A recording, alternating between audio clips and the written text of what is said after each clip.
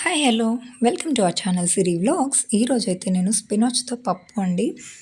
Morning lunch boxes అయితే ఇంకా start అయిపోయాయి కదా! సంక్రాంతి హాలిడేస్ కూడా అయిపోయాయి. పిల్లలకి ఇంకా ఎర్లీగా బాక్సెస్ పెట్టాలి. చాలా ఫాస్ట్‌గా కుక్ చేయాలి మార్నింగ్. సో, ఇలా సింపుల్‌గా స్పినాచ్‌తో పప్పు చేసి పెట్టేస్తే పిల్లలకి హెల్తీ ఇంకా కంఫర్ట్ ఫుడ్ కదండీ! సో, అది సింపుల్‌గా ఎలా చేసేయాలో చూపిస్తున్నానండి. ఎక్కువ హడావిడి ఏముండదు. నెక్స్ట్ టేస్ట్ కూడా వేరే లెవెల్ అయితే ఉంటుంది.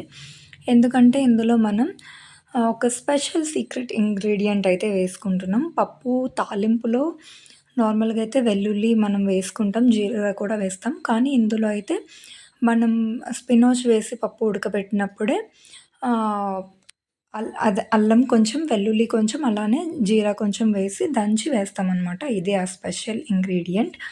ఇది వేసి పప్పుని కుక్ చేయడం వల్ల దానికి స్పెషల్ టేస్ట్ అనేదొస్తదండి. నాట్ ఓన్లీ స్పినాచ్ పప్పు, టమాటా పప్పు గానీ, లేదు అంటే ఇంకేదైనా ఆకుకూర పప్పు చేసినప్పుడు మనం ఇలా అయితే వేసుకోవడం వల్ల చాలా అంటే చాలా టేస్టీగా ఉంటది. మీరు పాలకూర పిల్లలకి పెట్టడం వల్ల కాల్షియం అనేది చాలా బెటర్‌గా ఉంటది వాళ్ళకి. బోన్స్ కొంచెం స్ట్రెంత్ కూడా వస్తది. ఇప్పుడు ప్రెజెంట్ ఉన్న జనరేషన్‌లో కాల్షియం మిల్క్‌లో గూడా దొరకట్లేదు. ఎందుకంటే మిల్క్ కూడా కల్తీ చేస్తున్నారు. విలేజెస్‌లో ఉన్న వాళ్ళకైతే పర్వాలేదు. బట్ సిటీలో ఉన్న వాళ్ళకైతే చాలా ఇబ్బంది కదా! మిల్క్ వల్ల. సో, ఇలా పాలకూర పప్పు వీక్లీ ట్వైస్ ఆర్ 3 టైమ్స్ పెడితే కొంచెం అయినా వాళ్ళకి బోన్ స్ట్రెంత్ అనేది పెరుగుతుందండి.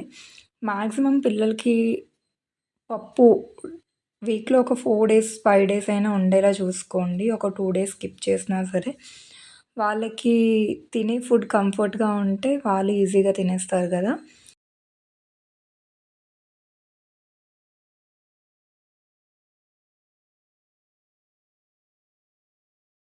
ఇప్పుడైతే పోపు కోసమండి. ముందుగా ఆయిల్ వేసి అది కొంచెం హీట్ అయిన తర్వాత అందులోనే ఆవాలు, జీలకర్ర, అలానే ఎండుమిర్చి, కొన్ని వెల్లుల్లి రెబ్బలు కూడా తీసుకోండి. ఎండుమిర్చిని నేనైతే కట్ చేసి వేసేస్తున్నాను. అందులోనే వెల్లుల్లి రెబ్బలు కూడా దంచి వేసేసుకోవాలి. అవి కొంచెం ఫ్రై అవ్వనివ్వాలి. అవి కొంచెం కలర్ చేంజ్ అయిన తర్వాత అందులోనే కొంచెం కర్రీ లీవ్స్, అలానే కొత్తిమీర కూడా వేసుకోవాలండి. పప్పు ఉడికించినప్పుడు కూడా కొత్తిమీర యాడ్ చేసుకోవచ్చు. కానీ ఇలా పోపులో వేస్తే మంచి స్మెల్ అనేది వస్తుంది. సో, నేనైతే ఇలా వేసాననమాట. అది పోపు బాగా వేగిన తర్వాత మాత్రమే పప్పు వేసుకోండి. అంతేనండి. స్పినాచ్‌తో పప్పు చాలా ఈజీగా అయిపోతుంది. ఒక 10-15 మినిట్స్‌లో పప్పు